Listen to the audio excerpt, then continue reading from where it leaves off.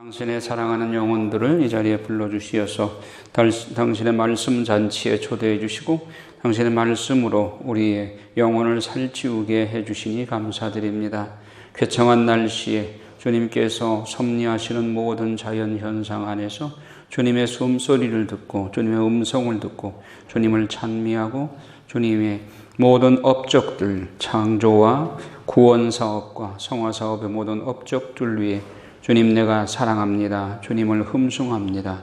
주님을 찬양합니다. 주님께 감사드립니다를 새겨놓게 하여 주시옵소서. 우리의 삶의 족적이 모두 주님을 찬양하고 주님을 사랑하는 흔적으로 주님 업적들 위에 감사와 찬미와 사랑의 표시를 하게 하여 주시옵소서. 아직 하나님 모르는 백성들에게 주님의 말씀을 먼저 알고 깨닫고 실천하는 우리들이 그들에게 생명의 말씀을 전함으로써 모든 생명들이 죽어가는 영혼들이 살아날 수 있도록 약동할 수 있도록 우리들이 당신의 사도직을 수행하게 하여 주시옵소서. 첫 시간입니다. 마치는 시간까지 사탄이 틈타지 못하도록 우리를 지켜주시고 성모님께서 당신 만또아력을 보호하여 주시옵소서. 이 모든 기도를 성모 성심을 통해서 우리 주 예수 그리스도의 이름으로 비나이다. 아멘. 성부와 성자와 성령의 이름으로. 아멘.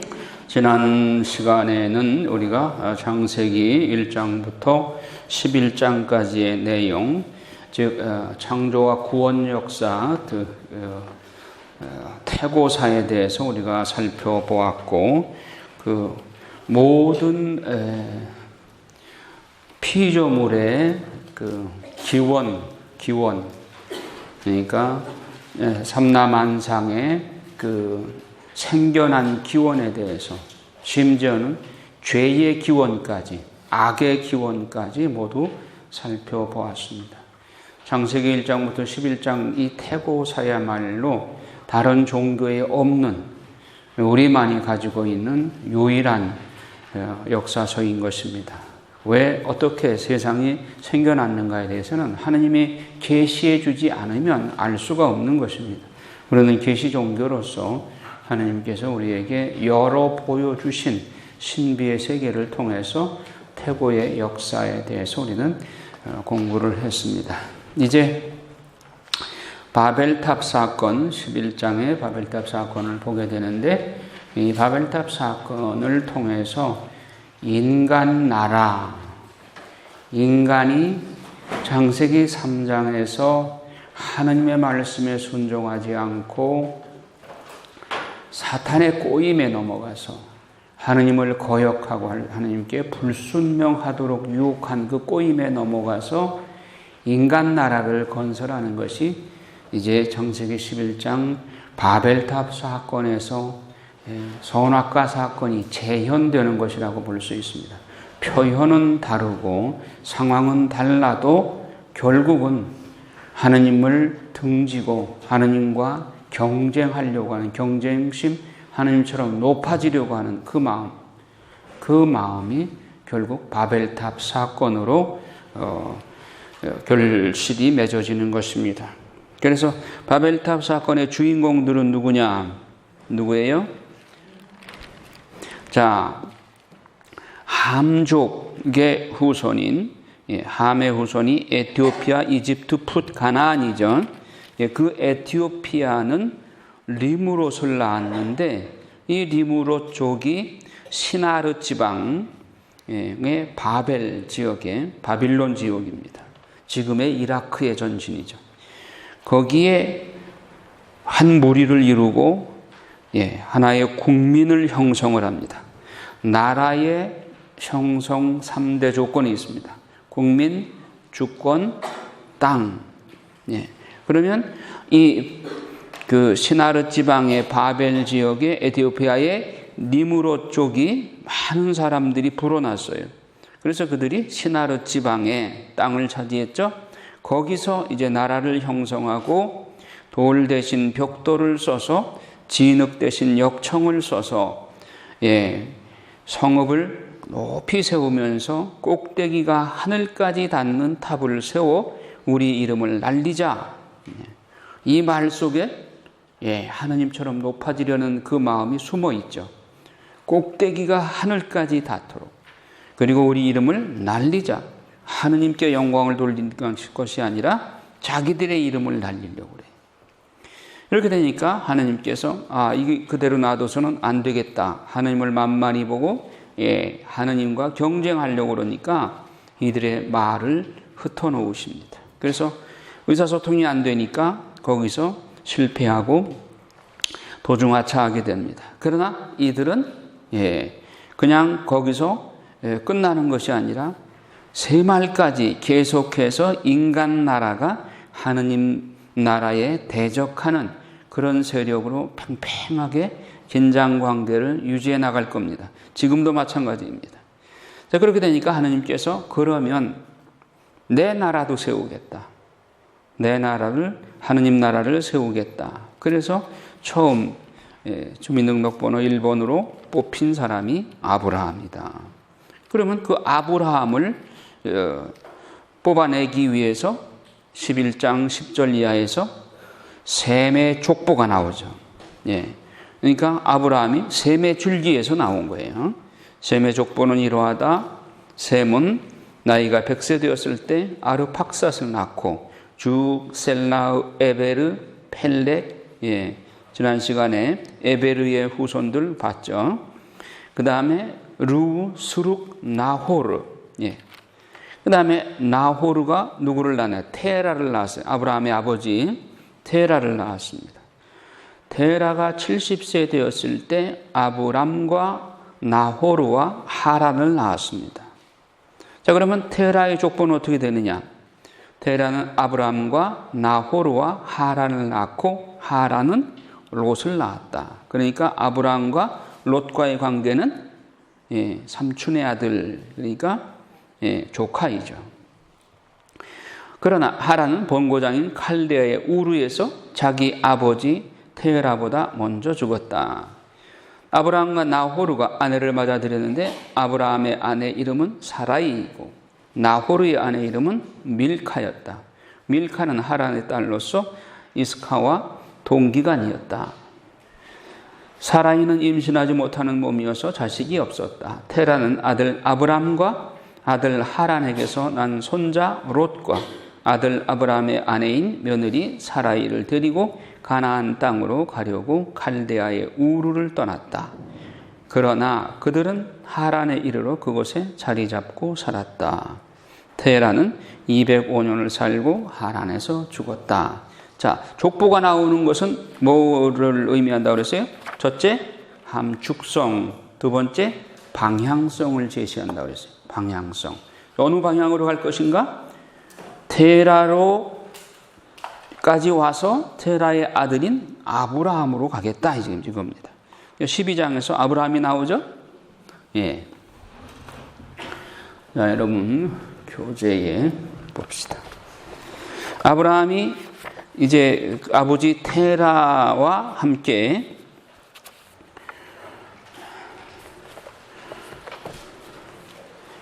칼데아 우르에서 살았는데 테라가 뭐하는 직업이 뭐냐면은 우상을 만들어서 제작해서 파는 조각가였어요. 그 하느님께서 아브라함을 자기 아버지 그 우상 만들어 파는 집 그 분위기에서 아브라함을 하느님께서 들어서 당신 마음대로 쓸 수 있겠어요? 없으니까 이제 끌어내는 겁니다. 자, 거기 우리 교재 45쪽 각주 30일에 보면 요세푸스라고 하는 역사학자가 이런 기록을 남기고 있어요. 아브라함 아버지 테라가 장사하려고 많이 만들어 놓은 우상을 아버지가 외출한 틈을 타서 그걸 모조리 부수어 버렸어요. 아버지가 돌아와가지고 막 야단이 난 거죠. 화가 나가지고 너 왜 우상을 이렇게 두드려 부셨느냐? 그랬더니 아브라함이 뭐라고 그래요? 글쎄 우상에게 먹을 것을 주니까 서로 싸워가지고 싸우다가 부상당해서 부서졌다고.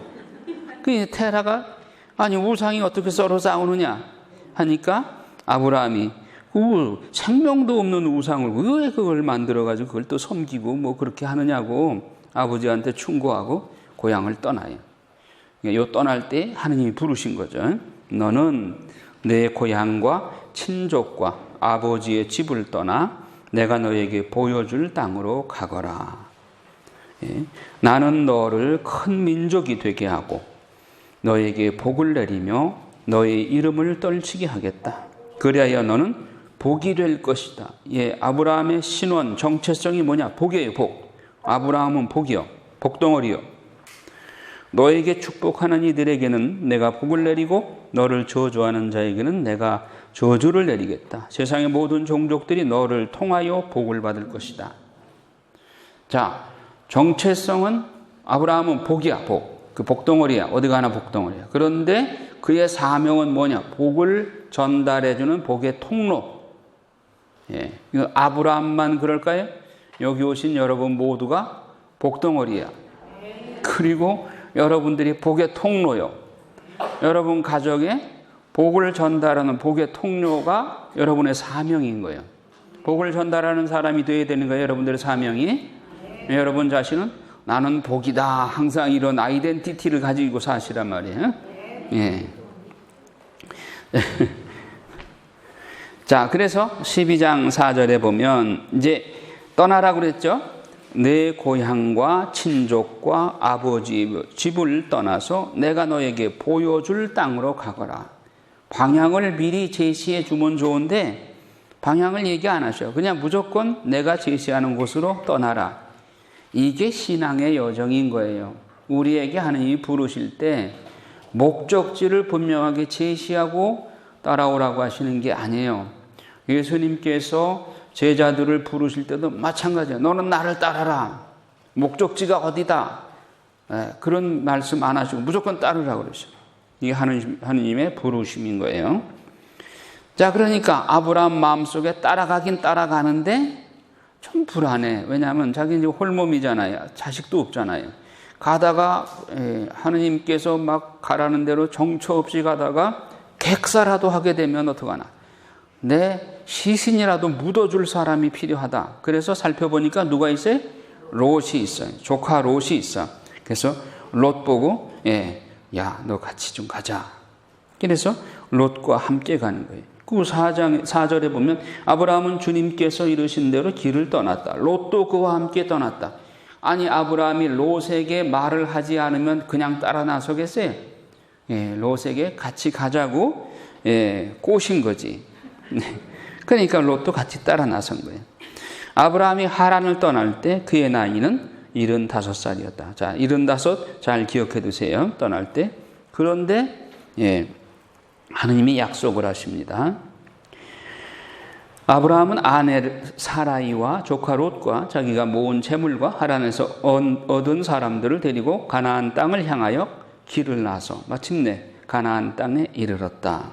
아브라함은 그 땅을 가로질러 스켐의 성소 곧 모래의 참나무가 있는 곳에 다다랐다. 그때 그 땅에는 가나안족이 살고 있었다. 주님께서 아브라함에게 말씀하시기를 내가 이 땅을 너희 후손에게 주겠다. 아브라함은 자기가 나타난 주님을 위하여 그곳에 제단을 쌓았다. 아브라함의 위대한 점은 이거죠.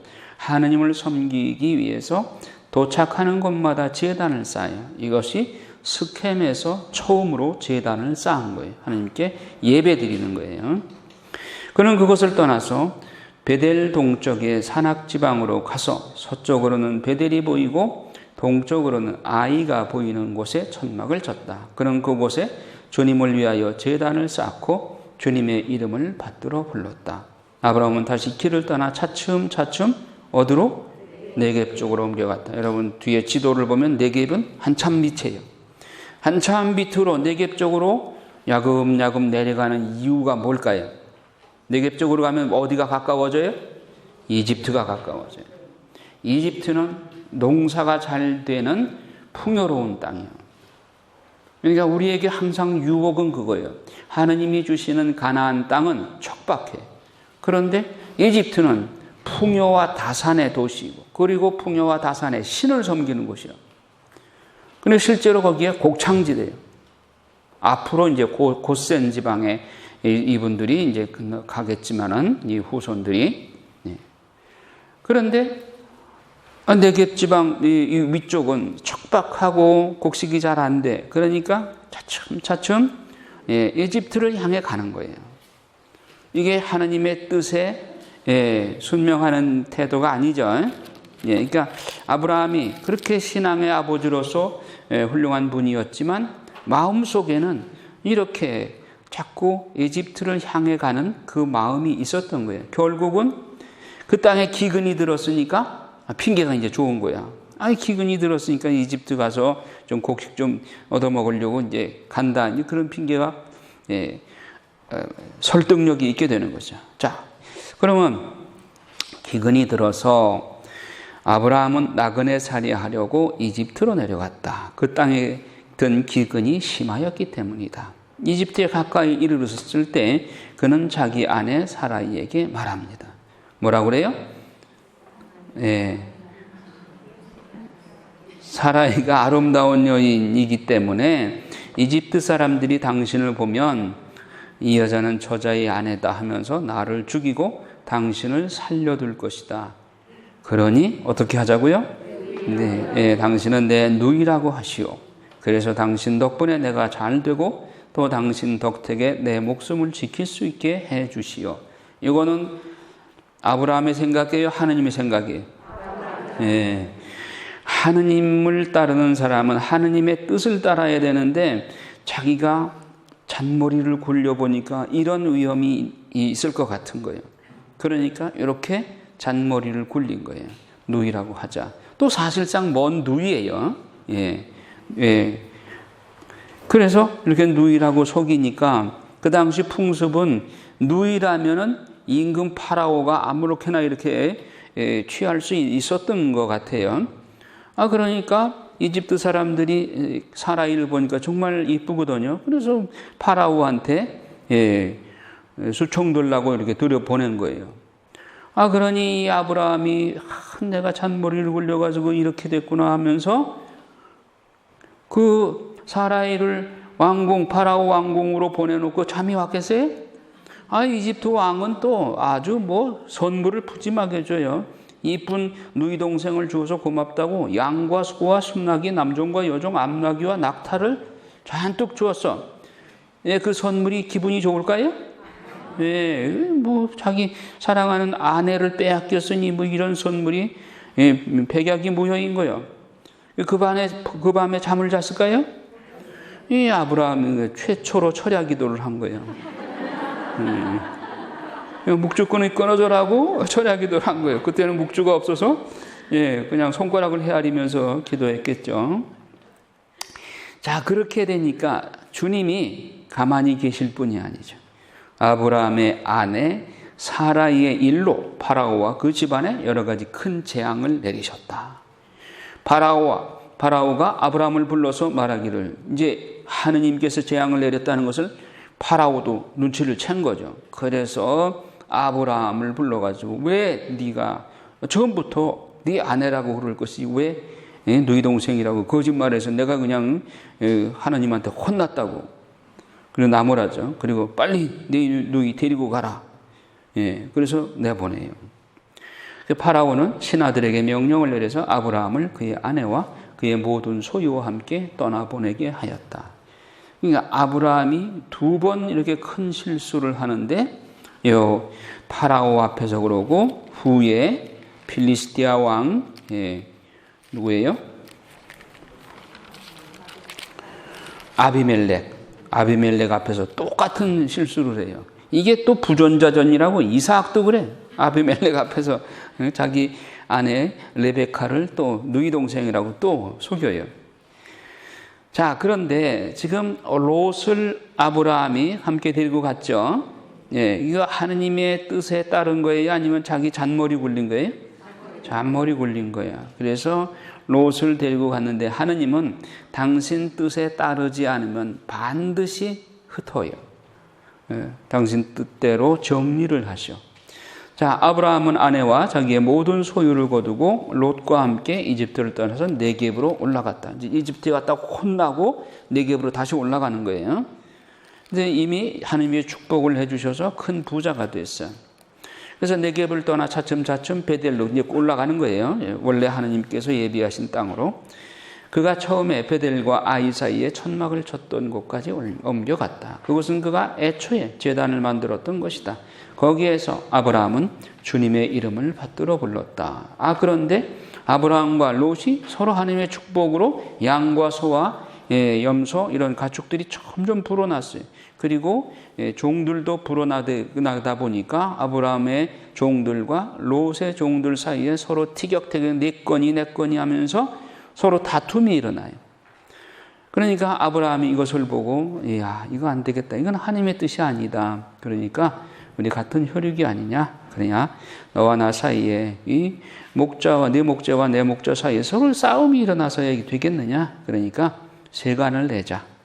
그래서 참 아브라함은 너그러운 사람이야. 자기가 삼촌이고 롯이 조카인데 자기가 좋은 땅을 먼저 차지하고 나머지를 롯에게 주어도 롯은 아무 불평도 할 건덕지가 없어요. 그럼에도 불구하고 아브라함은 롯에게 양보를 합니다. 네가 먼저 선택해라. 내가 왼쪽을 택하면 내가 오른쪽을 택할 것이고 내가 오른쪽을 가면 내가 왼쪽을 택하겠다.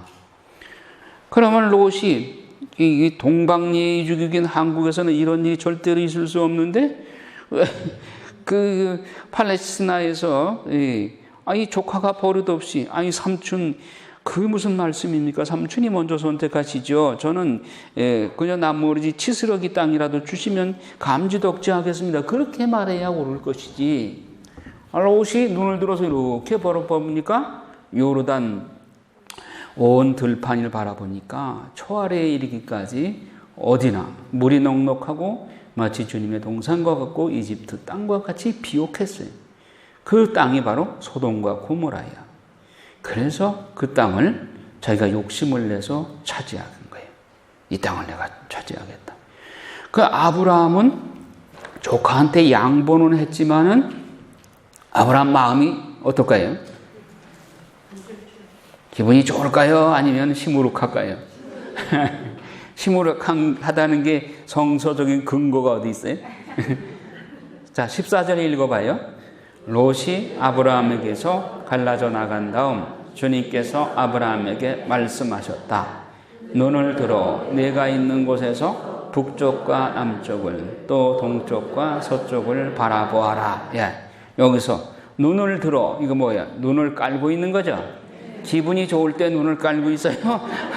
기분이 안 좋을 때 시무룩해가지고 그 아까운 땅 소돔과 고모라를 내가 조카한테 뺏겨서 말도 못하겠고 먼저 가지라고 그랬으니까 시무룩해 있으니까 하나님이 눈을 들어라.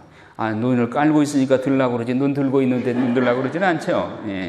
그래서 얘야 너무 그렇게 풀이 죽어서 그러지 말고 북쪽과 남쪽 동쪽과 서쪽 내가 너한테 줄 테니까 한번 걸어가 봐라. 네 발이 닿는 곳을 다 너한테 주겠다. 그런데 아브라함은 아직도 시큰둥한 거예요. 맨 모래 사막일 뿐인데 걸어 다녀 봐야 그냥 척박한 땅뿐이죠. 그런데 인간이 선택한 소돔과 고모라 기름진 땅입니다. 그걸 택하겠어요? 아니면 비록 지금 눈에 보이기에는 척박해도 하느님이 선택하는 곳을 선택하시겠어요?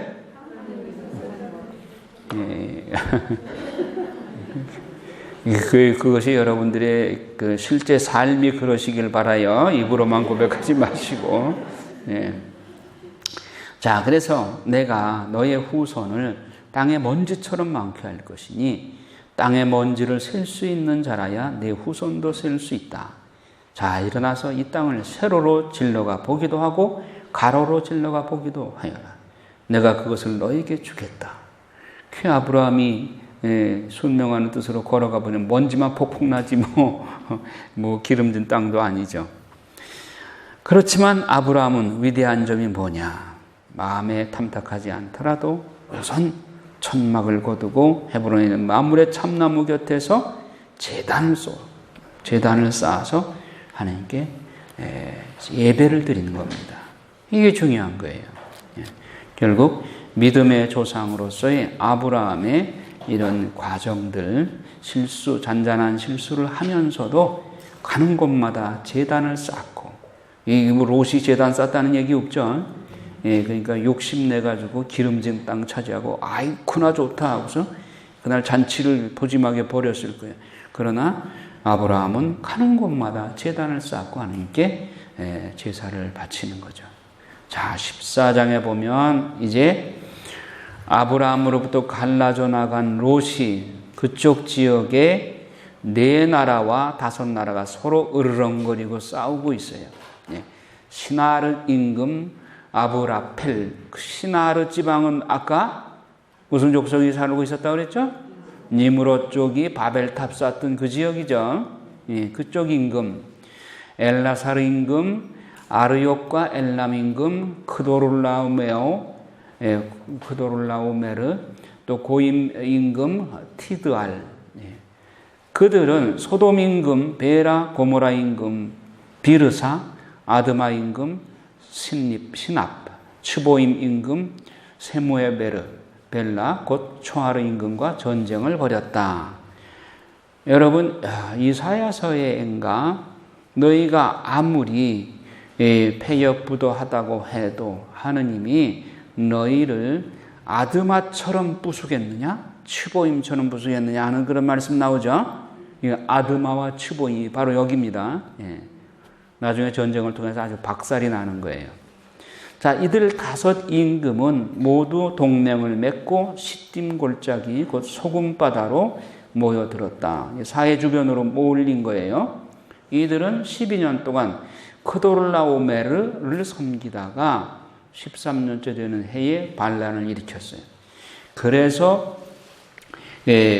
소돔 임금, 고모라 임금, 아드마 임금, 츠보 임금, 벨라 곧 초아르 임금이 마주 나와서 이제 서로 대적을 하는 거예요.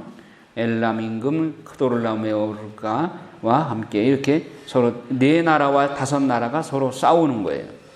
그 바람에 소돔 임금과 고모라 임금이 달아나다가 쫓겨가다가 늪에 빠졌어요. 역청수렁에 빠졌어요. 그래서 나머지는 산으로 도망갔어요. 그러니까 소돔과 고모라 임금이 궁지에 빠져버렸으니까 소돔과 고모라가 점령되는 거죠. 적군들이 소돔과 고모라에 있는 모든 재물과 양식을 가지고 가버렸다. 그러면 그 소돔과 고모라에 지금 누가 살고 있어요? 아브라함의 조카 롯이 살고 있죠. 그래서 롯도 잡혀가고 재물도 빼앗겼어요. 이렇게 되니까 삼촌 아브라함은 그 소식을 듣고 에이, 그 꼬얀 놈 잘 됐다. 그러는 게 아니죠. 미워도 다시 한번.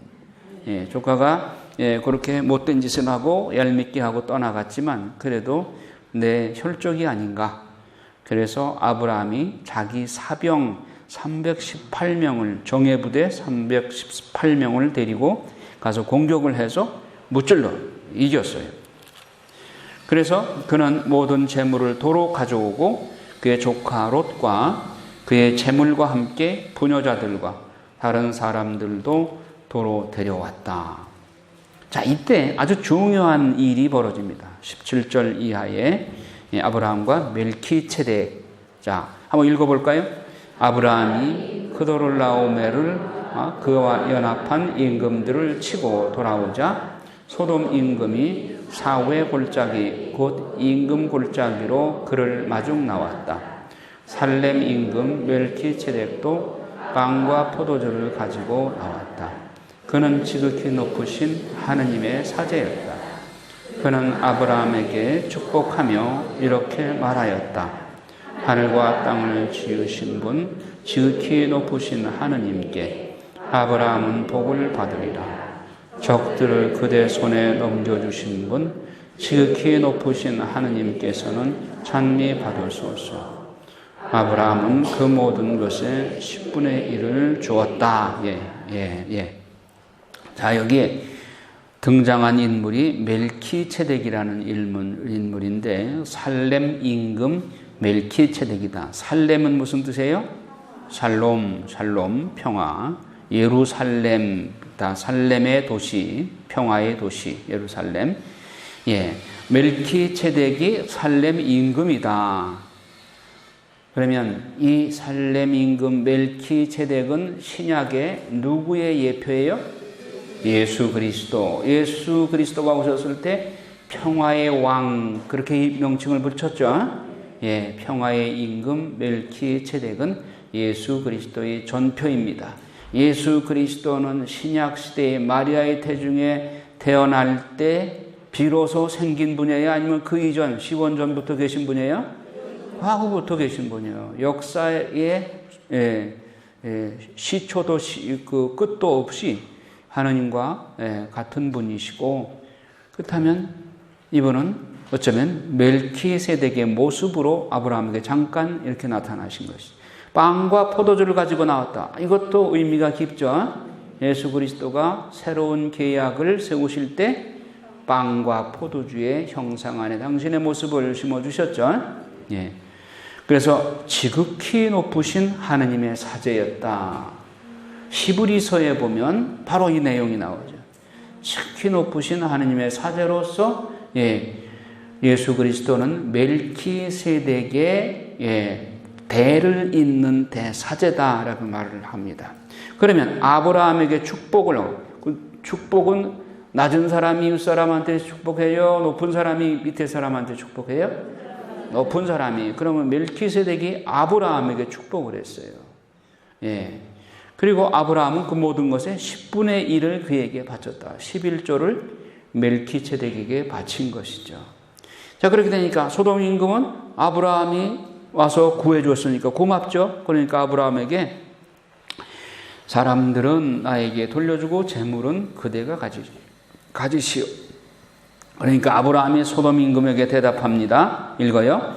하늘과 땅을 지으신 분이시며 높으신 하느님이신 주님께 내 손을 들어 맹세하오. 시로라기 하나라도 신발끈 하나라도 그대의 것은 아무것도 가지지 않겠소. 그러니 그대는 내가 아브라함을 부자로 만들었다고 말할 수 없을 것이요. 나는 아무것도 필요 없소.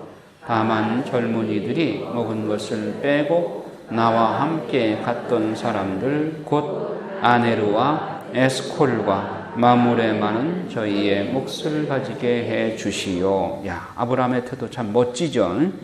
예, 소돔 임금이 뭐 이렇게 전리품을 주려고 그러니까 시로라기 하나라도 나는 안 갖겠다. 만약에 그걸 가지게 되면 내가 소돔 임금이 보태 주어서 부자가 된 것처럼 그렇게 오해될 수도 있다. 그리고 그 돈은 바람직한 것이 아니죠. 그러니까 거절을 합니다. 이런 자세가 필요한 거예요. 눈먼 돈이라고 그냥 아무거나 덥석덥석 받다가 쇠고랑 차는 사람 얼마나 많아요. 참 아브라함 멋지잖아요. 자, 그런데 하느님이 아브라함을 부르실 때 세 가지의 조건을, 세 가지의 1, 2, 3차 시험을 거쳐요. 세 가지의 시험을 거쳐. 우리를 부르실 때도 마찬가지예요. 첫째, 떠나라고 그랬죠. 떠나라. 어디를 떠나라고 했어요? 친척과 아비와 고향을 떠나라. 두 번째로, 네가 덕지덕지 붙이고 있는 거 버려라. 네 잔머리 굴리는 거 버려라. 버려야 되는데 앞으로 버릴 것이, 아까 롯 버렸죠? 또 하나 버릴 게 있어요. 뭐예요? 후에 이스마엘. 이스마엘이 누구 아들이에요? 하갈. 사라이의 몸종. 그러니까 사라이가 하느님이 약속의 아들을 그렇게 약속을 하고도 20년이 넘도록 아무 강감 소식이고, 그러니까 또 아무래도 여자가 더 이렇게 바가지를 잘 긁죠. 그러니까 나도 늙고 당신도 늙고 이 하느님의 약속이 어떻게 되는 거냐. 그러니까 내 몸종 하갈이 있지 않느냐. 그러니까 하갈을 해서 자식을 낳아서 나한테 안겨주면 그게 내 자식이 되는 거 아니냐. 이것도 뭐예요? 잔머리예요. 잔머리. 하느님 뜻은 그게 아니죠. 잔머리를 굴려서 86세에 그 이스마엘을 얻었어요. 그러면 하느님이 그렇게 얻은 아이를 눈 감아주고 그 아이를 통해서 아브라함에게 하신 축복이 계속 계승되도록 하실까요? 아니요. 내가 축복해준 아들은 그 아들이 아니다. 그냥 버려라. 첫 번째, 롯을 버렸고 잔머리 굴려서 하나님의 뜻과 다르게 취했던 롯, 그리고 이스마엘도 버려라. 세 번째, 3차 시험이 가장 어려워. 무슨 시험이에요? 바쳐라. 자, 100살에 얻은 이삭, 얼마나 애지중지, 얼마나 귀한 아들이요. 아브라함이 100살에 이제 나는 몸늙고 저 아들이 하나님의 약속의 아들이니 저 아들의 생명은 내 생명보다도 더 소중해.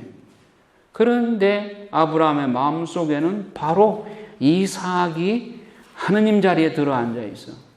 하느님을 만유 위에 공경하고 모든 것보다도 하느님을 더 사랑하고 흠숭하고 공경해야 되는데 그 자리에 이삭이 들어앉아 있단 말이에요. 아브라함의 마음속에, 마음의 지성소에. 그러니까 그걸 바쳐라. 이게 아주 어려운 관문이죠. 요 세 가지 시험을, 3차 시험을 마지막 통과할 때 하느님께서 처음에 약속하셨던 그 약속을 왕창 쏟아 부어주신 거예요. 22장에서. 자, 그러면 그 과정을 지금 살펴보는 겁니다. 자, 롯은 띄어냈어요. 이제 버리라고 해서 띄어냈어요. 자, 그 다음에 15장에 보면 하느님께서 아브라함과 계약을 맺으시다. 이제 아브라함이 하느님의 명에 따라서 이렇게 훈련을 하다 보니까 아브라함의 영권도 이제 성장을 했어요. 그래서 하느님의 말씀이 환시 중에 아브라함에게 나타나. 환시 아무나 보는 거 아니죠. 어느 정도 경지에 이른 사람이 보는 거죠. 이제 아브라함은 이제 2단계까지 왔어. 환시 중에 아브라함에게 내리는데 아브라함아 두려워하지 마라. 나는 너의 방패다. 너는 매우 큰 상을 받을 것이다. 아니 큰 상을 주신다 하고 아무것도 주는 건 없는데 그러니까 아브라함이 좀 답답한 거예요. 뭐라고 불평을 하는가 하면 주 하느님, 아니 저에게 무엇을 주시렵니까? 저는 자식 없이 살아가는 제 집안의 상속자는 다마스쿠스 사람 엘리에제르가 될 것입니다. 이게 종이에요, 종. 그러니까 이게 조금 투정하는 거죠. 아브라함이 다시 하려기는 저를 보십시오. 당신께서 자식을 주시지 않으셔서 제 집의 종이 저를 상속하게 되었습니다. 자, 그러니까 하느님이 그가 너를 상속하지 못할 것이다. 내 몸에서 나온 아이가 너를 상속할 것이다. 아니 아브라함도 지금 늙어가고 사라이도 늙어가는데 어느 천년에 아기를 낳을 것인가. 아브라함은 점점 기대가 희박해져 가는 것이죠. 그리고는 그를 밖으로 내리고 나가서 하늘에 쳐다보아라. 내가 셀 수 있거든 저 별들을 세워보아라. 또 너의 후손이 저렇게 많아질 것이다. 아브라함이 이 말씀을 듣고 정말 현실적으로는 가능성이 없어 보여도 그러나 아브라함의 믿음이 있었어요. 자, 그 다 같이 6절 읽어요. 아브라함이 주님을 믿으니 주님께서 그 믿음을 의로움으로 인정해 주셨다. 이게 아주 유명한 중요한 의화론의 근거가 되는 귀절입니다. 아브라함이 주님을 믿으니 주님께서 그 믿음을 의로움으로 인정해 주셨다. 소위 의화론이 의화되는 것은 행동을 거룩하게 해서 혹은 율법을 지켜서가 아니라 믿음으로, 오직 믿음으로. 자, 이 의화론이 신약에 어디에 가서 꽃피어요? 로마서. 누구에 의해서? 바오로 사도에 의해서. 의화론의 최초의 근거 규정이 바로 창세기 15장 6절인 거예요. 이것은 아주 중요한 규절입니다. 자, 그래서 주님께서 아브라함에게 말씀하시기를 나는 주님이다. 이 땅을 너에게 주어 차지하게 하려고 너를 칼데아 우르에서 이끌어내니라. 아브라함이 주 하느님, 제가 그것을 차지하리라는 것을 무엇으로 알 수 있겠습니까? 하나도 드러나는 증거가 없으니까 이렇게 답답해서 말을 한 겁니다. 그러니까 주님께서 3년 된 암송아지 한 마리와 3년 된 암염소 1마리와 3년 된 순양 1마리 그리고 산비둘기 1마리와 어린 집비둘기 1마리를 나에게 가져오너라. 그래서 이렇게 다 가져오니까 그것을 반을 쪼개요. 반을 잘라서 잘린 반쪽들을 서로 마주보게 차려놔요. 반쪽을 이쪽에 그리고 이쪽에 양쪽에 갈라놓고 그 사이에 사람이 지나갈 수 있도록. 그러니까 유대인들의 옛날 그 계약 방식이 그랬던 거예요. 한쪽 계약 당사자가 저쪽 편에 서고 또 한쪽 계약 당사자 이쪽 편에 서서 짐승을 반쪽을 짜게서 양쪽에 벌려놓은 그 사이를 한 사람이 지나가면서 내가 당신과 이 계약을 맺습니다 하고 돌아가. 그러면 이 사람이 나도 당신과 이 계약을 맺습니다 하고 저쪽으로 갔다 와요. 이러면 계약이 체결되는 거예요. 그러면 아브라함과 지금 누구와 계약을 맺고 있어요? 하느님과 계약을 맺으시는데 이렇게 짐승들을 짜게 놓았어요. 쪼개놓고 그런데 아브라함은 왔다 갔는데 하느님이 안 내려오시는 거예요. 그래서 아브라함이 하느님이 내려오시기를 바라고 자꾸 어둑어둑해 오니까 날짐승이 자꾸 날아들어. 그래서 맹금을 쫓고 날짐승을 쫓고 그런데 해질 무렵에 아브라함 위로 깊은 잠이 쏟아지는데 공포와 짙은 암흑이 그를 휩싸는다. 그때 주님께서 아브라함에게 말씀하시기를 너는 잘 알아두어라. 너희 후손은 남의 나라에서 나그네 살이하며 400년 동안 그들의 종살이를 하고 학대를 받을 것이다. 그러나 내 후손이 종이 되어 섬길 민족을 나는 심판하겠다. 그런 다음 내 후손은 많은 재물을 가지고 나올 것이다. 너는 평화로이 내 조상들에게 갈 것이다. 너는 장수를 누리고 무덤에 묻힐 것이다. 자, 이게 무슨 얘기예요? 이거 예언이죠. 무슨 예언이에요? 이집트에 가서 400년 동안 종살이 할 것이라는 예언이죠. 그래서 400년 동안 종살이 할 것인데 그러나 후에 내 후손이 종이 되어 섬길 그 민족, 즉 에집트 민족을 나는 심판하겠다. 심판하셨죠? 출애굽할 때 홍해바다에서 심판하셨죠. 그런 다음 내 후손에 많은 재물을 가지고 나올 것이다. 그 출애굽할 때 이집트에서 빠져나올 때 금은 폐물을 잔뜩 가지고 나왔죠. 이스라엘이 뭐 하기 위해서요? 금은 폐물 뭐 하는 데 썼어요? 나중에 성막 짓는 데 쓰기 위해서. 성막 짓는 데 썼죠. 자, 그런데 이 예언을 이 창세기를 누가 썼어요? 누가 썼어요? 아니, 실제로 이제 성경을 쓴 사람이 누구예요? 아니, 창세기, 탈출기, 레위기, 민수기, 신명기를 뭐라고 그래요? 모세오경. 누가 쓴 거예요? 모세가 쓴 거 아니에요. 모세는 400년 후의 사람이죠. 그러면 이 성경을 모세 시대 사람 그 이후의 사람이 읽을까요? 아니면 아브라함 시대 사람이 읽을까요? 누가 읽어요? 독자가 누구요? 모세 이후의 사람들이 읽는 거죠. 만약에 아브라함 시대 사람이 이 얘기를 들으면 아이고 우리는 죽었다. 400년 동안 이집트에 가서 종살이 할 것. 그러면 아브라함 시대 사람들이 이 내용을 읽을 때와 모세 시대 사람들이 이 내용을 읽을 때 시비가 엇갈리죠. 아브라함 시대 사람들이 이 내용을 읽었다면 아이고 우리는 죽었다. 400년 동안 아주 우리는 종살이하고 죽을 판이다. 그런데 모세 시대 사람이 이 내용을 읽고 나니까 벌써 400년 지났잖아. 우리가 해방될 때가 왔네. 기쁨의 소식이죠, 이게. 자, 잘 따라오시는 거죠?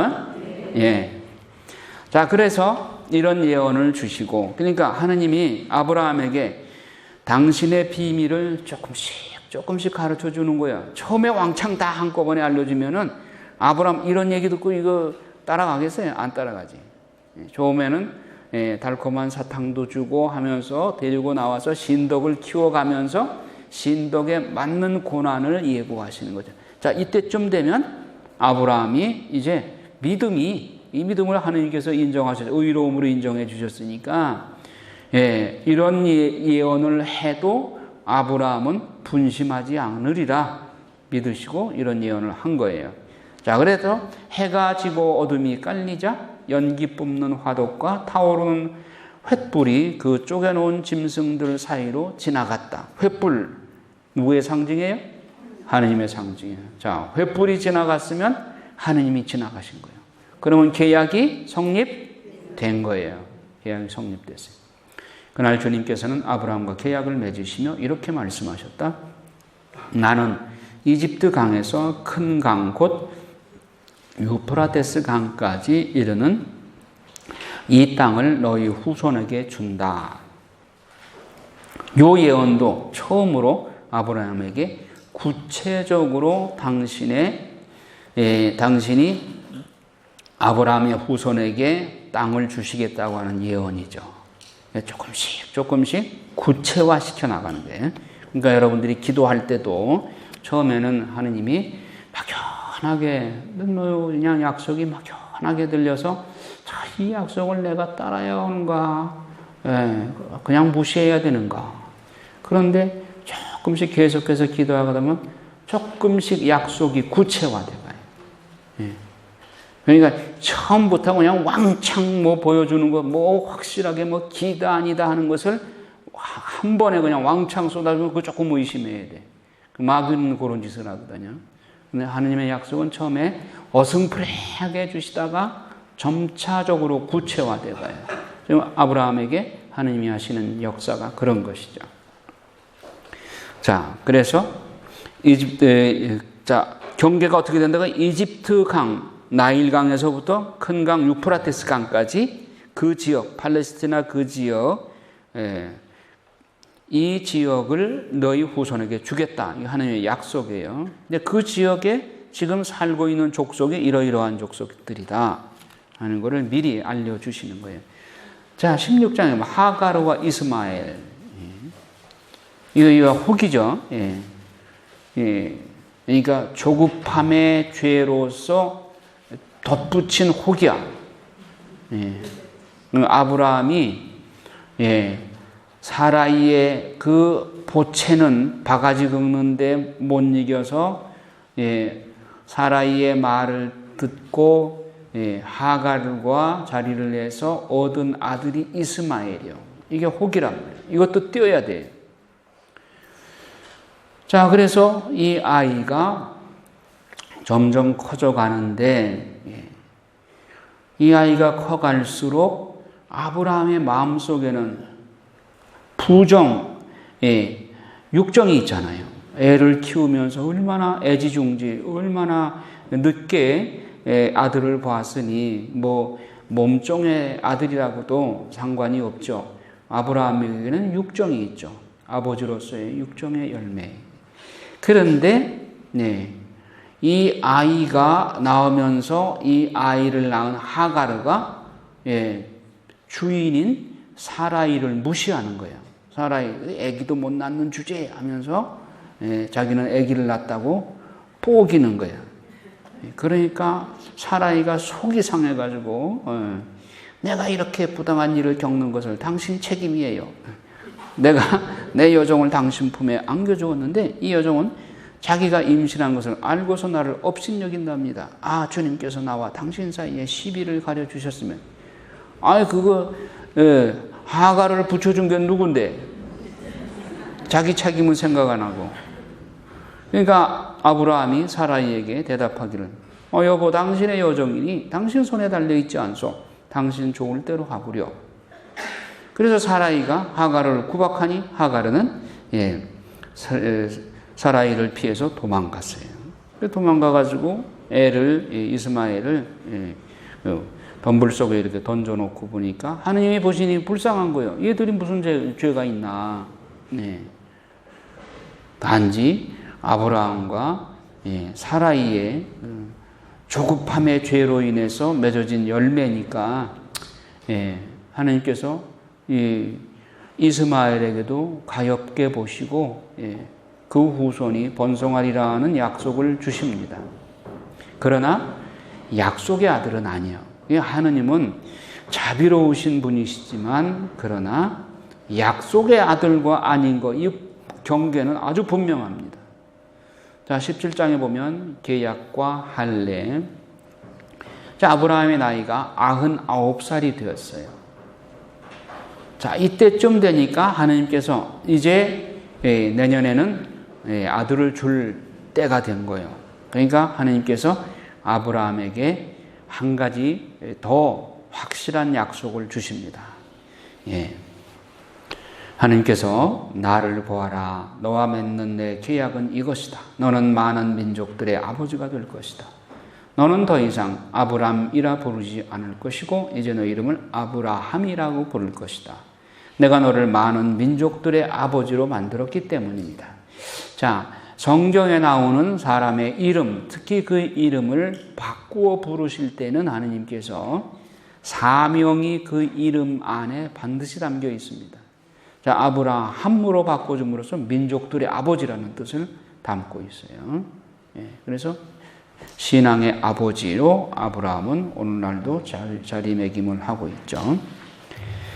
나는 네가 매우 많은 자손을 낳아 여러 민족이 되게 하겠다. 너에게서 임금들도 나올 것이다. 나는 나와 너 사이에 그리고 네 뒤에 오는 후손들 사이에 대대로 내 계약을 영원한 계약으로 세워 너와 내 뒤에 오는 후손들에게 하느님이 되어주겠다. 나는 내가 나그네 살이하는 이 땅 곧 가나안 땅 전체를 너와 내 뒤에 오는 후손들에게 영원한 소유로 주고 그들에게 하느님이 되어주겠다. 비로소 구체적인 땅 이름이 나옵니다. 가나안 땅. 약속의 땅 어딘지 몰랐어요. 그런데 이제 17장에 와서 가나안 땅이라고 구체적으로 지명을 제시해 줍니다. 하나님께서 다시 아브라함에게 너는 내 계약을 지켜야 한다. 너와 내 뒤에 오는 후손들이 대대로 지켜야 한다. 너희가 지켜야 하는 계약 곧 나와 너희 사이에 그리고 내 뒤에 오는 후손들 사이에 맺어지는 계약은 이것이다. 곧 너희 가운데 모든 남자가 할례를 받는 것이다. 할례가 하느님과의 계약의 약속을 실천하는 거예요. 그래서 이제 아브라함이 후에 그 이스마엘과 함께 그 할례를 받죠. 자, 그런데 아직 이삭이 태어나지 않았어요. 15절 한번 읽어볼까요? 하느님께서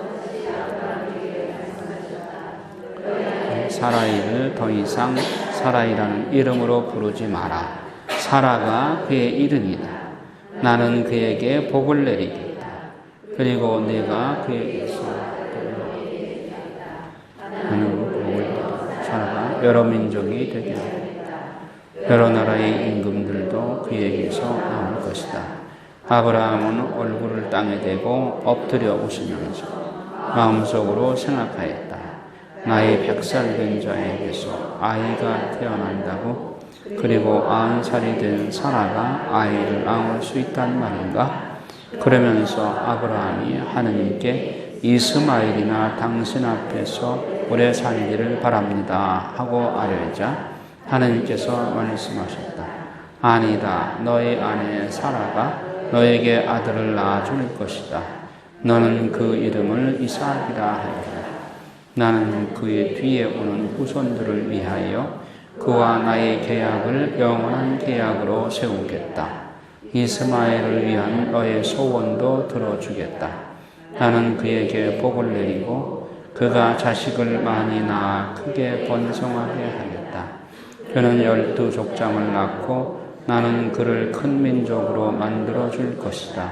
그러나 나의 이 계약은 내년 이맘때에 사라가 너에게 낳아줄 이삭과 세우겠다. 예. 자, 하나님의 계획은 따로 있고 또 그 계획은 인간이 어떻게 하든 불변해요. 그러니까 이스마엘, 아브라함과 사라는 이스마엘을 통해서 어떻게든지 대를 이으려고 하는데 하나님은 아니에요. 예. 내년에 아들을 낳을 텐데 그 아들의 이름도 미리 붙여줘요. 이삭이라고 지어줘요. 그래서 그 이삭이 나의 그 약속의 아들이다. 그리고 나는 그와 영원한 계약을 세우겠다. 이렇게 말씀하죠. 자, 그래서 아브라함은 이제 이스마엘하고 같이 할례를 받습니다. 이스마엘의 나이가 그 당시 13살이었어요. 그래서 아브라함과 이스마엘이 할례를 받음으로써 하느님과의 약속을 이행합니다. 그리고 집안의 모든 남자들 곧 시종들과 외국인에게서 돈으로 산 종들도 그와 함께 할례를 받았다. 자, 18장에 보면 주님께서 아브라함에게 나타나시다 나옵니다. 주님께서는 마므레의 참나무들 곁에서 아브라함에게 나타나셨다. 아브라함은 한창 더운 대낮에 천막옥 위에 앉아 있었다. 팔레스티나 지역이나 또는 유럽 지역에서는 대낮에 정오에 아주 태양열이 뜨겁기 때문에 소위 시에스타라고 해서 낮잠을 잡니다. 점심을 먹고 낮잠을 자요. 그런데 아브라함이 이 정오에 이렇게 땡볕이 내려 쪼이는데도 천막옥 위에 앉아 있었다. 왜 앉아 있을까요? 잠이 안 와서? 하나님의 약속을 기다리는 거예요. 이제나 저제나 하면서 하나님의 약속을 기다리고 있는 거예요. 24년이 지나도 아브라함은 포기하지 않고 하나님의 약속을 기다리는 거예요. 그리고 얼마 전에 아들 이삭의 출산에 관한 약속을 하나님께서 주셨잖아요. 그래서 이제나 저제나 하고 기다리고 있는 거예요. 천막옥 위에 앉아 있다가 눈을 들어보니 자기 앞에 세 사람이 서 있었다. 아브라함 마음속에는 물론 일반 손님들도 후하게 대접하는 것이 팔레스티나 사람들의 일반적인 통례예요. 하지만 특별히 아브라함에게는 뭔가 필링이 왔어요. 누군가 하나님의 약속을 가지고 온 분인 것 같다. 또 물론 성삼위라고도 말을 하고 또 천사들이라고도 말을 하는데 그분들의 인품이 훨씬 중후하겠죠. 그러니까 그 풍기는 품이나 이런 것으로 봐서도 보통 분이 아니라고 하는 것을 아브라함은 직감한 거죠. 그러니까 공둥공둥 달려나가가지고 그를 맞으면서 땅에 엎드려 절을 하면서 제가 날이 눈에 든다면 부디 이 종을 그냥 지나치지 마십시오. 물을 조금 가져오게 하시어 발을 씻으시고 이 나무 아래에서 쉬십시오. 제가 빵도 조금 가져오겠습니다. 이렇게 이 종의 곁을 지나게 되셨으니 원기를 돋우신 다음에 길을 떠나십시오. 그들이 말씀하신 대로 그렇게 해주십시오 하고 대답하자 아브라함은 사라한테 빨리 고운 밀가루를 3스알을 가져다가 반죽해 빵을 구워라. 그리고 아브라함은 솥대가 있는 대로 달려가서 살이 부드럽고 좋은 송아지 한 마리를 끌어다가 하인에게 주고 잡아서 요리를 했어요.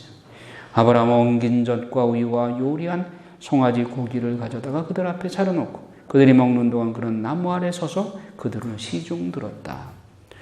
정말 극진하게 극빈 대우를 이렇게 한 것이죠. 아주 귀빈 대우를 한 거예요. 그들이 아브라함에게 대개 부인 사라는 어디에 있습니까? 약속을 주시려고 아주 천막에 있습니다. 그러니까 그들이 말하기를 내년 이맘때 내가 반드시 너에게 돌아올 터인데 그때에는 너희 아내 사라에게 아들이 있을 것이다. 사라가 그 소리를 먼 발치에서 들었어. 그리고 픽 웃어요. 이미 나이가 많은 노인으로서 사라는 여인들에게 있는 일조차 그쳐 있었다. 그래서 사라는 속으로 웃으면서 이렇게 늙어버린 나에게 무슨 육정이 일어나랴. 내 주인도 이미 늙은 몸인데. 그러자 주님께서 아브라함에게 말씀하셨다. 어찌하여 사라는 웃으면서 내가 늙었는데 정말로 아이를 낳을 수 있으랴 하느냐? 너무 어려워서 주님이 못할 일이라도 있다는 말이냐? 내가 내년 이맘때에 너에게 돌아올 터인데 그때에는 사라에게 아들이 있을 것이다. 사라가 다급하니까 궁지에 몰리면 어때요? 여자들은 변명하고 거짓말하는 걸 밥 먹듯이 하죠. 저는 웃지 않았습니다. 그게 뭐 여자 입장이 약하니까 그런 정도의 거짓말은 애교로 봐줘야지 어떻게 하겠어요. 그러니까 하느님이 아니다 너는 웃었다.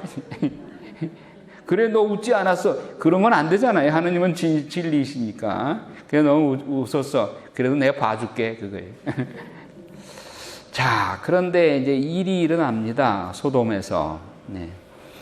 그 소돔에 이제 롯이 다시 거기서 그러니까 롯이 소돔에서 한번 납치당해 가가지고 소돔이 한번 징벌을 받았으면 롯이 정신 차려야 되잖아요.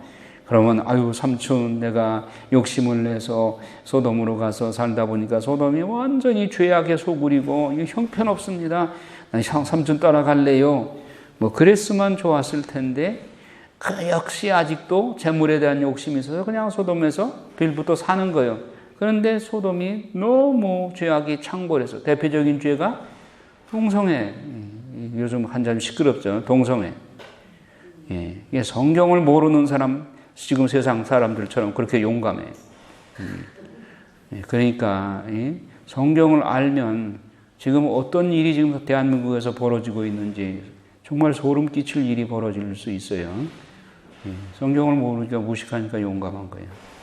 나라 망치는 거예요, 이런 것들이. 자, 그런데 아브라함이 소돔, 그러니까 지금 아브라함에게 새 손님이 가셨죠. 가서 내년에 아들 이삭의 출산 기쁜 소식을 주셨어요. 주고 이제 뒤를 돌아다 보니까 소돔이 엉망진창인 거예요. 그래서 하나님께서 소돔을 벌을 내리려고 소문에 듣다 보니까 너무 형편없다. 내가 앞으로 하려는 일을 어찌 아브라함에게 숨기랴. 아브라함은 반드시 크고 강한 민족이 되고 세상 모든 민족들이 그를 통하여 복을 받을 것이다. 내가 그를 선택한 것은 그가 자기 자식들과 뒤에 올 자기 집안에 명령을 내려 그들이 정의와 공정을 실천하여 주님의 길을 지키게 하고 그렇게 하여 이 주님이 아브라함에게 한 약속을 그대로 이루려고 한 것이다. 그래서 주님께서 말씀하시기를 소돔과 고모라에 대한 원성이 너무나 크고 그들의 죄악이 너무나 무겁구나. 이제 내가 내려가서 저들 모두가 저지른 짓이 나에게 들려온 그 원성과 같은 것인지 아닌지를 알아보아야겠다. 그래서 소돔으로 갔어요. 아브라함은 주님 앞에서 그대로 서 있어요.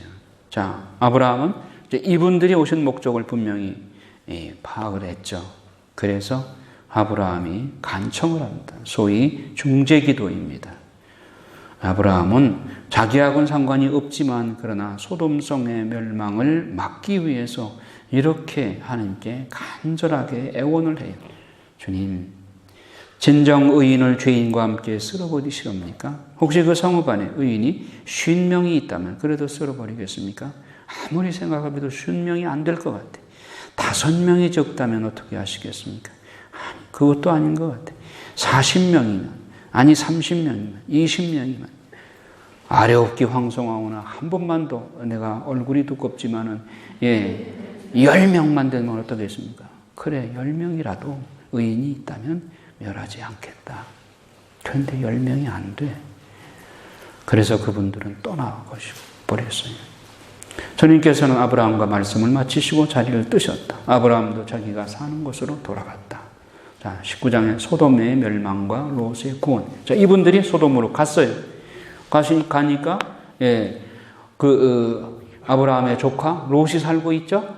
롯을 찾아가니까 롯이 반갑게 맞음을 하면서 손님으로 접대를 하고 집에서 묵어 가시도록 그렇게 해요.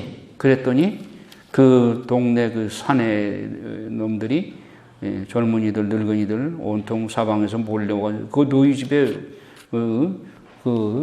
세 분이 왔다며 하면서 밤에 재미 좀 보자 하면서 이렇게 요청을 하니까 롯이 또 뭐라고 답변을 하는가 하면은 내 남자를 알지 못하는 딸이 둘이 있어. 그러니까 딸 둘을 내줄 테니까 제발 이 손님들한테는 해코지를 하지 마시오. 아니 딸은 그렇게 내줘도 되는 거예요? 그러니까 이게 롯의 후에 아브라함의 믿음과 롯의 믿음의 비교를 할 텐데 뭔가 좀 시원찮아요. 롯의 태도. 결국은 이들이 이 손님들에게 막 완력을 써서 들어가려고 하다가 이분들이 천사들이잖아요. 그래서 그들의 눈을 멀게 하죠. 그래서 두 사람이 손을 내밀어 롯을 집 안으로 끌어들인 다음 문을 닫았다. 그리고 집 문 앞에 있는 사내들을 아이부터 어른까지 모두 눈이 멀게 하여 문을 찾지 못하게 만들었다. 자, 그 사람들은 롯에게 말하기를 빨리 피신해라. 이 성을 유황불로 소멸할 것이다. 자, 그런데 자, 롯의 태도 보세요. 롯이 자기 가족만이라 세상은 소돔과 그 고모라의 그 도시가 타락했다고 하는 것은 롯의 혼자 힘으로는 뭐 부족해서 역부족이라고 쳐요. 그런데 자기 가족만큼은 신앙적으로 제대로 교육을 시켰어야 되잖아. 영적인 호주로서 자기 자식들은 영적인 얘기를 할 때 알아들어야 될 거 아니야. 지금 파멸을 내릴 텐데, 그러니 빨리 피신해라. 하는데도 불구하고 사위감들이 뭐라고 해요? 아이고, 농담하시네. 자, 이곳을 빨리 빠져나가게 주님께서 곧 이 성을 파멸시키실 것이네. 사위들이 농담한다고 우스갯소리를 하면서 안 가요. 그러니까 롯과 부인과 두 딸만 같이 나가는데 그것도 하나님의 말씀에 따라서 순종하는 것이 아니라 롯이 망설여. 뭐요? 그 도시에 남겨놓은 재물이 많으니까. 망설이자 그 사람들은 롯과 그의 아내와 두 딸의 손을 잡고 성문 밖으로 데리고 나갔다. 주님께서 롯에게 자비를 베푸셨기 때문이다. 그들은 롯의 가족을 밖으로 데리고 나와 말하였다. 달아나 목숨을 구하시오. 뒤를 돌아다 보아서도 안 되오. 이 들판 어디에서도 멈추어 서지 마시오. 휩쓸려 가지 않으려거든 산으로 달아나시오. 그러니까 롯이 뭐라고 그러느냐. 그 말에 예 하고 바로 말씀대로 순종해야 될 거 아니야. 아이 나리 제발 그러지 마십시오. 이 종이 나리 눈에 들어 나리께서는 이제껏 저에게 하신 것처럼 큰 은혜를 베푸시어 저의 목숨을 살려주셨습니다. 그렇지만 재앙에 휩싸여 죽을까 두려워 저 산으로 달아날 수가 없습니다. 보십시오. 저 성읍은 가까워 달아날 만하고 자그마한 곳입니다. 제발 그리로 달아나게 해주십시오. 가까운 곳으로 조금 잠시 피신하게 해달라. 다시 돌아올 미련이 있는 거죠. 다시 돌아오고 싶은. 그러니까 천사들이 가라고 하는 곳으로 안 가. 그 자그마한 언덕바지에 가서 지켜보겠다 그거예요. 다시 돌아오려고. 이 롯의 태도가 영 못마땅한 거예요. 그러자 그 천사가 롯에게 말하기를 좋소. 내가 이번에도 그대의 얼굴을 보아 그대가 말하는 저 성읍을 멸망시키지 않겠소. 서둘러 그곳으로 달아나시오. 그대가 그곳에 다다르기 전까지는 내가 이 일을 하지 못하기 때문이요. 그리하여 그 성읍을 초하르라 하였다. 자, 이 천사가 좋소. 내가 자네 말을 듣겠소. 받아주겠소. 하는 이유는 뭘까요? 누구 때문에? 아브라함 때문에. 아브라함 때문에 롯을 이만큼 봐준 거예요. 아브라함 아니었다면 정말 국물도 없어. 그냥 바로 멸망시켰을 거예요. 뭔 말이 많냐? 내가 살려주려고 그러는데 뭐 저기가 멀다고? 그러고 여기서 같이 불 속에 유황불 속에 던져지지 별 수 없다. 그랬을 텐데 아브라함의 아까 중재기도 그렇게 간절하게 50명, 45명, 40명, 30명, 20명, 10명 그렇게 애절하게 부르짖은 아브라함의 중재 기도를 생각해서 하나님께서 롯을 너그러이 이렇게 봐준 거죠. 그런데 롯의 아내는 어떻게 됐어요? 이 집에 두고 온 금반지, 장롱 속에 넣어놓은 다이아 반지가 자꾸 아까운 거야. 그 유황불에 다 타서 녹으면 어떡하나 하고 돌아보다가 소금 기둥이 돼버린 거죠. 그리고 살아남은 사람은 누구예요? 사위감 다 죽었죠. 그러니까 롯하고 두 딸밖에 없어. 그런데 두 딸이 또 이게 음모하는 거 봐요. 그러니까 롯이 처음에 범죄인들한테 딸 둘을 내주겠다고 하는 그 생각하고 똑같아. 그 교육을 그렇게 윤리 교육을 철저히 받지 못했으니까 이런 생각을 하는 거예요. 두 딸이 우리가 사윗감이 다 죽었으니 신랑감이 다 죽었으니 어떡하냐. 우리가 자손을 얻어야 될 거 아니야. 그러니까 아버지를 술 취하게 해가지고 하루는 큰딸이 하루는 작은딸이 들어가서 자식을 얻었어요.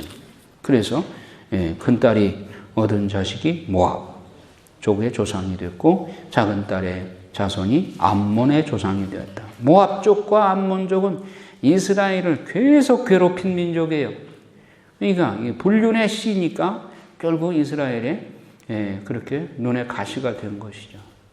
자, 여기서 우리가 아브라함의 신앙과 롯의 신앙을 함께 비교해 봐야 되겠어요. 자, 여러분들 교재 47쪽 아브라함과 롯의 신앙 비교 나오죠. 아브라함의 역사는 정말 희망찬 역사예요. 하나님께서 이끄시는 대로 순명하면서 따라가는 역사예요. 그런데 롯은 어두운 역사예요. 인간 욕심 때문에 소돔을 선택했고 그 죄악의 도시에서 신앙도 제대로 못 지키고 그러니까 어두움의 역사예요. 그래서 베드로 후서 2장 7절에 패배한 의인이라는 표현이 나오는데 롯은 그냥 질질 끌려가는 수동적이고 소극적인 자세, 열정도 없어.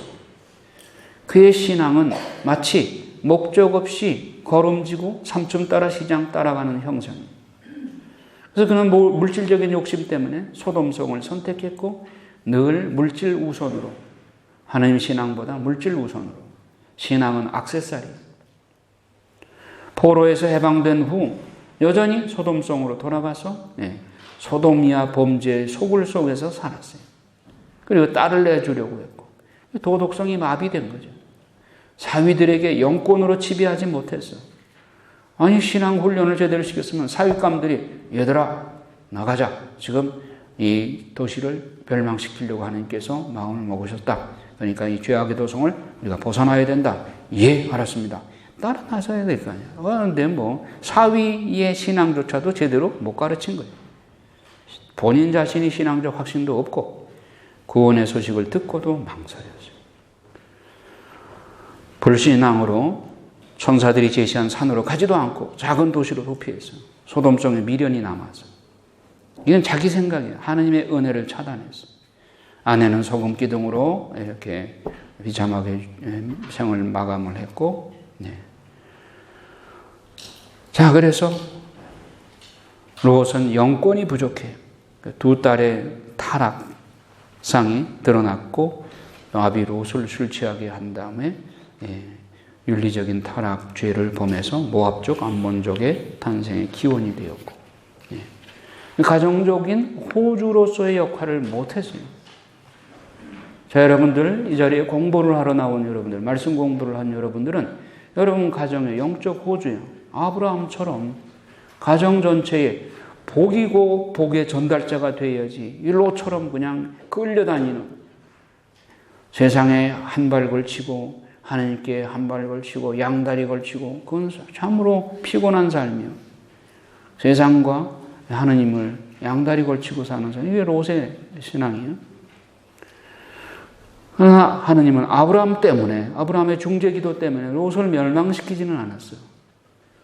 그러나 그의 신앙은 아브라함과 너무너무 달랐어요. 자, 아브라함의 기도는 능력의 기도였어요. 후에 보겠지만은 아비멜렉한테도 또 자기 아내를 누이 동생이라고 속였죠. 그때 그냥 하나님께서 아비멜렉한테 가족 전체가 불임의 징벌을 받게 하니까 아비멜렉이 하나님께 잘못했습니다. 그런데 나한테 잘못이 없지 않습니까? 왜 그러냐면은 자기 누이라고 그랬으니까. 그러니까 하나님께서 그러면 말이야, 아브라함한테 너를 위해서 기도해달라고 청하라. 그러면 내가 아브라함의 기도를 듣고 네 가족들의 닫힌 태를 열어주마. 그때는 아직 아브라함이 아들을 낳지도 못한 그런 상태였는데, 자기도 아들을 낳지 못하는 주제에 아비멜렉의 가정의 태를 열어달라고 기도할 때 아브라함 얼마나 안타까웠겠어요. 그러나 하나님은 또 그 기도를 들어주셨어. 아브라함이 25년간 하나님의 약속을 기다렸어요. 이게 위대한 거죠. 끈기와 인내심이 결국 아브라함에게 하나님께서 주신 그 약속을 성취하게 해줘요. 자, 영이 바로 서면 물질도 건강도 바로 섭니다. 그러니까 여러분들이 영적으로 성장하는 과정에서 때로는 고난도 있고 역경도 있고 온갖 시련과 십자가도 있어요. 그러나 영이 일단 바로 서서 아브라함의 믿음처럼 하나님께서 여러분의 믿음을 믿어주게 되면 그때는 물질도 건강도 바로 서요. 예. 그래서 이제 21장에 이제 이삭이 태어나게 되는데, 자, 20장에 보면 20장에 아브라함과 아비멜렉 똑같은 내용의 그라르 임금 아비멜렉한테 아브라함이 또 자기 아내 사라를 누이 동생이라고 속였어요. 그래서 아비멜렉이 그 사라이를 이렇게 받아들이려고 했다가 하나님한테 아주 혼이 나죠. 하나님께서 꿈에서 그에게 나도 내가 흠없는 마음으로 이 일을 한 줄은 안다. 내가 나에게 죄를 짓지 않도록 막아준 이가 바로 나다. 내가 그 여자를 건드리는 것을 내가 허락하지 않았다. 왜? 그 다음에 바로 이삭이 태어나야 되잖아요. 그러니까 이런 일이 있으면 안 되죠. 이제 그 사람의 아내를 돌려보내라. 그 사람은 예언자이니 그가 너를 위하여 기도하면 너는 살 것이다. 기도라는 말이 처음으로 나와요. 창세기에 기도라는 말이 처음 나와요. 그래서 아브라함이 아비멜렉의 집안에 태를 열어주십시오 하고 기도를 하니까 그대로 되었어요. 20장 17절에 보면 이에 아브라함이 하나님께 기도하자 하나님께서는 아비멜렉과 그의 아내와 그의 여종들의 병을 고쳐주셨다. 그래서 그들은 다시 아이를 낳을 수 있게 되었다. 주님께서 아브라함의 아내 사라 때문에 아비멜렉의 집안의 모든 태를 닫아버리셨던 것이다. 자, 아브라함의 기도를 왜 하나님께서 굳이 강조를 하셨을까? 아비멜렉이 아브라함을 하나님의 사람으로 존중하고 감히 얕잡아 보지 못하도록 그렇게 쐐기를 박는 것이죠. 야, 아브라함이 기도하니까 이렇게 되는구나. 그러니까 하나님의 사람을 함부로 아비멜렉이 왕이라고 해서 함부로 못 다루죠. 옛날 예언자들도 마찬가지죠. 예언자들이 박해도 많이 받았지만 그러나 왕들이 예언자를 그렇게 함부로 못 다루었어요. 하나님의 사람이기 때문에. 자, 21장에 이삭이 태어납니다. 아브라함이 100살에 사라가 90살에 이삭이 태어납니다. 이삭이라는 이름은 하나님께서 나에게 웃음을 가져다 주셨구나. 이 소식을 듣는 이마다 나한테 기쁘게 웃어주겠지. 그런 웃음이라는 뜻을 가지고 있죠. 자, 이렇게 되니까 이삭이 태어나니까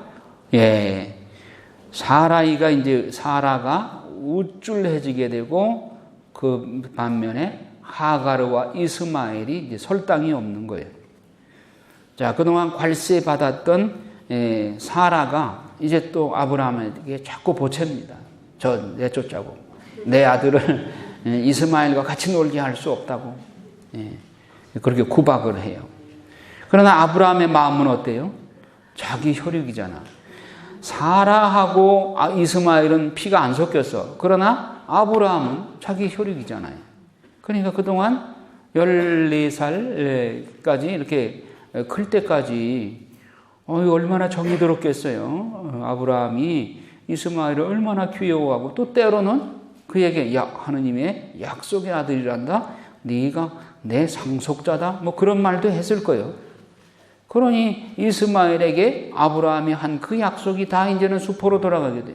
그리고 그 육정, 그 쌓인 아버지로서의 부자 간의 그 쌓인 정의, 이 정을 끊으려니까 이게 보통 일이 아닌 거예요.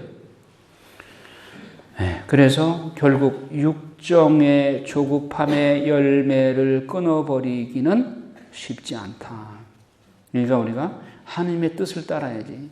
자기 잔머리 굴려서 하나님이 원치 않는 어떤 열매를 맺었을 때 그것을 끊어내기가 쉽지 않다는 것을 우리가 여기서도 엿볼 수가 있죠. 그래서 결국 하가르와 이스마엘은 쫓겨나게 됩니다. 쫓겨나지만 하느님은 그들에게도 후일에 큰 종족이 돼서 번성하리라고 하는 약속을 줍니다. 자, 그 다음에 아브라함과 아비멜렉의 계약, 아까 아비멜렉 혼났던 그 사람이죠. 그런데 아비멜렉이 보니까 아브라함이 굉장한 사람이에요. 하나님께 기도하니까 그대로 돼. 그러니까 아비멜렉이 아브라함에게 사정을 합니다. 하나님께서는 그대가 무슨 일을 하든지 함께 계시는구려. 그러니 이제 그대는 나와 내 자식들과 내 후손들을 속이지 않고 오히려 내가 그대에게 호의를 베푼 것처럼 나와 그리고 그대가 나그네 살이하는 이 땅을 그렇게 대해 줄 것을 여기에서 하느님을 두고 나에게 맹세해 주시오. 아브라함이 맹세합니다. 그래서 우물을 내서 이렇게 약속을 하게 되죠. 자, 31절에 보면 이렇게 두 사람이 거기에서 맹세를 했다고 하여 그곳을 부에르세바. 부에르는 샘물, 우물, 세븐, 일곱 우물이라는 말이에요. 부에르세바라고 하는 지명이 있죠. 일곱 샘이라는 뜻이에요. 그들이 이렇게 부엘세바에서 계약을 맺은 다음 아비멜렉과 그의 군대 장수인 피콜은 일어나 필리스티아인들의 땅으로 돌아갔다. 아브라함은 부엘세바에 에셀나무를 심고 그곳에서 영원한 하느님이신 주님의 이름을 받들어 불렀다. 에셀나무를 기념식수한 겁니다. 그 에셀나무는 무슨 나무냐? 이 에셀나무가 그 사막 지역이니까 물이 귀하잖아요. 이 나무는 아주 강해서 물을 찾아낼 때까지 뿌리가 계속 뻗어나가는 거예요. 그러니까 이 나무는 아주 억센 나무라서 물이 나올 때까지 계속 물을 찾아서 뿌리가 뻗어나가요. 그리고 쓰러져도 끝은 하늘을 향해요. 하늘을 향해서 솟아요. 이게 뭐예요? 하느님께 대한 불굴의 신앙, 하느님께 뿌리를 박은 신앙을, 아브라함의 그 신앙을 에셀나무로서 표현한 것이라고 할 수 있죠. 그래서 필리스티아 땅에서 나그네 살이를 했다. 자, 여기까지가 이제 떠나라, 버려라. 요 2차 시험까지 합격했어요. 이제 3차 시험은 오후에 보도록 하겠습니다. 자, 일어나서 삼정기도 하고 식사하러 가겠습니다.